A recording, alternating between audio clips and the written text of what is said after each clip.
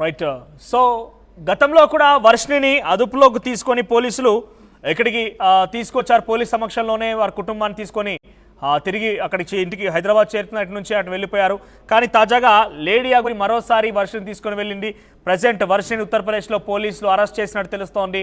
So మరికా కొంత హైదరాబాద్ కూడా తీసుకురాబోతున్నారనే సమాచారం అంతోంది. మోకిలా పోలీసులు ఉత్తరప్రదేశ్లో తన అదుపులోకి తీసుకున్నారు. అటు ఆంధ్రప్రదేశ్ మంగళగిరిలో కేసు నమోదైంది.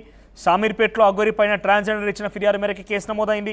మహిళా కమిషన్లో కూడా అటు శివరుద్ర స్వామితో పాటుగా అంటే మొదటి భార్యగా చెప్పబడుతున్న ఆవిడతో పాటుగా మరోవైపుగా అటు కుటుంబీకుల నుంచి కూడా వర్షిని కుటుంబీకుల నుంచి కూడా మహిళా కమిషన్కి ఫిర్యాదు అందింది. ఈ వరుస ఫిర్యాదులు వరుసగా హైటెన్షన్ల మధ్య లెటకేలకి ఉత్తరప్రదేశ్లో లేడీ యాగురి అదుపులో తీసుకున్నట్టు తెలుస్తోంది. సో ప్రజెంట్ లేడీ యాగురి అదుపులో తీసుకొని హైదరాబాద్ తరలిస్తున్నారు. ఒక మహిళ 10 లక్షల రూపాయలు అఘోరికి పూజల నిమిత్తం ఇచ్చినట్టు తెలుస్తోంది. అయితే పూజ తర్వాత పూజ చేయకుండా తను పారిపోయినట్టు తెలుస్తోంది. అయితే తనకి 10 లక్షల రూపాయలు టోకరా విధించడమే కాకుండా డబ్బులు తిరిగి అడిగితే చంపేస్తానంటూ కూడా బెదిరించిందట. అయితే మోకిలాలో ఈ విషయం పైన ఫిర్యాదు అందింది. ఆ ఫిర్యాదు ఆధారితంగా ప్రజెంట్ అఘోరి పైన కేసు నమోదైంది. ఉత్తరప్రదేశ్లో ప్రెసిడెంట్ వర్షంతో పాటుగా తను తిరుగుతున్న నేపథ్యంలో పోలీసులు అక్కడికి చేరుకుని అరెస్ట్ చేసినట్టు తెలుస్తోంది. ఒకసారి అఘోరి అరెస్టుకు సంబంధించినటువంటి అప్డేట్స్ మా ప్రతినిధి దేవిక అందిస్తారు. ఎస్,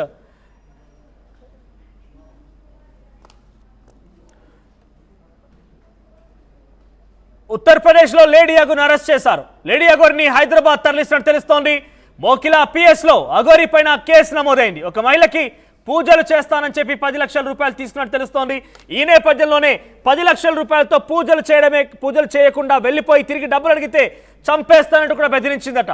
ఈ విషయం పైన లేడీ యాగురి కూడా కొంత క్లారిటీ ఇచ్చే ప్రయత్నం చేశారు. ఆ మహిళ డైరెక్ట్గా డబ్బులు ఇవ్వలేదు, వేరే ఒక సీనియర్ జడ్జి ద్వారా తనకు డబ్బులు వచ్చాయి. సీనియర్ జడ్జికి పూజలు చేయమన్నారు, చేశాను కూడా, నేను ఎక్కడ కూడా బలవంత పెట్టలేదు, వారే తనంతట తానే డబ్బులు ఇచ్చారని చెప్పి తను చెప్పింది. కానీ పోలీసులు డెఫినెట్గా ఆ సదరు మహిళ నుంచి ఫిర్యాదులు అందే ఆధారాలు కూడా తీసుకున్నారు. కాబట్టి ప్రజెంట్ లేడీ యాగురి అలియాస్ అల్లూరి శ్రీనివాస్ అరెస్ట్ చేసినట్టు తెలుస్తోంది. దీనిపై మరిన్ని అప్డేట్స్ దేవిక అందిస్తారు. దేవిక, ఏంటి ఏం జరిగింది? లేడీ యాగురిని ఎక్కడ అరెస్ట్ చేశారు, ఎక్కడ తీసుకురాబోతున్నారు? దాంతో పాటుగా వర్షిని ఉందా? ఎస్, మనం చూడొచ్చు. లేడీ అఘోరి అలియాస్ శ్రీనివాస్ 2 తెలుగు రాష్ట్రాల్లో కూడా ఏ విధంగా సంచలనంగా మారాడు అనేది కూడా మనం చూస్తున్నాం. అయితే కొద్ది నెలల నుంచి కూడా చూసుకుంటే నేను సనాతన ధర్మాన్ని కాపాడుతాను అంటూ కూడా ప్రజల్లోకి రావడం జరిగింది. వచ్చాక ఆయన దగ్గర నుంచి ఎన్నో రోజుకు ఒక ట్విస్ట్ అనేది బయటకు వస్తుందని చెప్పొచ్చు. అదే విధంగా ఇప్పుడు చూసుకుంటే ఒక మహిళని పెళ్లి చేసుకోవడం, శ్రీవర్షిని పెళ్లి చేసుకోవడం, మేము భార్యాభర్తల్లో ఉంటామంటూ ఒక్కొక్క రోజు ఒక్కొక్క విమర్శలు చేస్తున్న పరిస్థితి అని చెప్పొచ్చు. ఈ నేపథ్యంలోనే శ్రీవర్షిని పెళ్లి చేసుకున్న తర్వాత ఒక మహిళ నాకు ముందుగానే తాళి కట్టాడు, నన్ను పెళ్లి చేసుకున్నాడు అన్నాను అంటూ కూడా పోలీస్ స్టేషన్ లో కంప్లైంట్ ఇవ్వడం జరిగింది. అదే ఇంకొక మహిళ కూడా నగ్న పూజలు చేస్తున్న పేరుతో నా దగ్గర నుంచి 10 లక్షలు వసూలు చేశాడు అంటూ కూడా మోకిలా పోలీస్ స్టేషన్ లో అయితే కంప్లైంట్ ఇవ్వడం జరిగింది. పోలీసులు మాత్రం చాలా సీరియస్ గా తీసుకున్నట్టుగా తెలుస్తుంది మనోజ్. ఎందుకంటే ఇతని మీద ఎన్నో కంప్లైంట్ రావడం జరుగుతుంది, ఎంతో మంది విమర్శిస్తున్నారు, అది కూడా చాలా వరకు నాన్ సెన్స్ క్రియేట్ చేస్తున్నాడు అంటూ కూడా చాలా మంది ఇటువైపు చూసుకుంటే ట్రాన్స్జెండర్ శివరుద్ర స్వామితో మాట్లాడతాను. శివరుద్ర స్వామి గారు, అంటే ఏం జరిగింది? ప్రజెంట్ లేడీ యాగురిని ఎక్కడ అరెస్ట్ చేశారు? మీకున్న సమాచారం ఏంటి?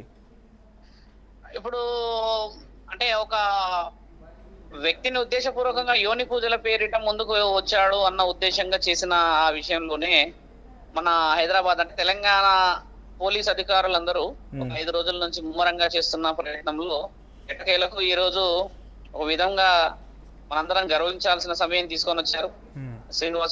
ఎల్లూరి శ్రీనివాస్ చేస్తున్న విషయ వివరణలో అటు మనం మంగళవారం రోజు మన తెలంగాణ ప్రభుత్వం మహిళా కమిషన్ కి ఇచ్చిన కాగితం కూడా ఈ రోజు మధ్యాహ్నమే డీజీపీ గారికి చేరిందని చెప్పేసి ఆజాద్ గారు ఇన్ఫర్మేషన్ కూడా ఇచ్చారు. రేపు మధ్యాహ్నం అక్కడ మొదటి భార్యకు సంబంధించిన డిక్లరేషన్స్ లెటర్స్ ఇచ్చే అవకాశాలు ఉన్నాయి. ఈ తరుణంలో 4 రోజుల నుంచి సుదీర్ఘంగా చేసిన ప్రయాణంలో ఎట్టకేలకు ఎల్లూరి శ్రీనివాస్ చట్టానికి లొంగడం జరగడం, ఆ వర్షిని వాళ్ళ పేరెంట్స్ తర్వాత మిగతా వాళ్ళందరూ ఎవరైతే రాధిక గాని మిగతా బాధితులు ఉన్నారో ఈ వీళ్ళందరూ కూడా ఒక విధమైన ఆలోచన వ్యక్తపరుస్తున్నారు. ఎందుకంటే న్యాయం అనేది ఉన్నది, ఇంకా సనాతన ధర్మం అనేది బతికే ఉన్నది. కాబట్టి మనం ఖచ్చితంగా ఇలాంటి విషయాలు ముందు వచ్చినప్పుడు ఉపేక్షించబోలేము, పోకూడదు అని చెప్పేసి అందరూ చెప్తున్నారు. చాలా మంది అడుగుతున్నారు, కన్ఫర్మేషన్స్ కూడా తీసుకుంటున్నారు. అంటే ఎలా జరిగింది, ఏ విధంగా పోతూ ఉంది అని అంటే, ఇప్పుడు చట్టం అయితే ఖచ్చితంగా న్యాయపరమైన నిర్ణయాలు తీసుకున్నందుకు మనం ఎంత దూరం పరిగెత్తినా భూమి మీదనే ఉంటాం. అవును. ఈ రోజు ఎల్లూరు శ్రీనివాస్ 4 రోజుల వరకు 5 రోజులు పరిగెత్తగలిగాడు, కానీ ఎట్టకెళ్ళకైతే చట్టానికి దొరకడం ఇప్పుడు ఎంతటి ఒక విధంగా ఏంటంటే సాధు సత్పురుషులందరూ కూడా హర్షం వ్యక్తపరిచే సమయం ఇది.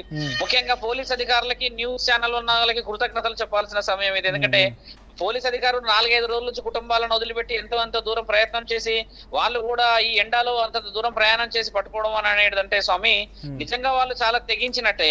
ఇప్పుడు ఛానల్ వాళ్ళందరూ రెగ్యులర్ గా చెప్తూనే ఉన్నారు, అక్కడ ఆజాద్ గారు, ఇక్కడ నేను, ఇక్కడ మాధురి, ఇక్కడ అర్ధనారీశ్వర, కాశీలో బాలకృష్ణ గారు, ఎవరి ప్రయత్నాల్లో వాళ్ళు మొత్తానికి సోషలైజేషన్, ఇటు అర్ధనారీశ్వరులందరం కలిసి ఇది తెలంగాణ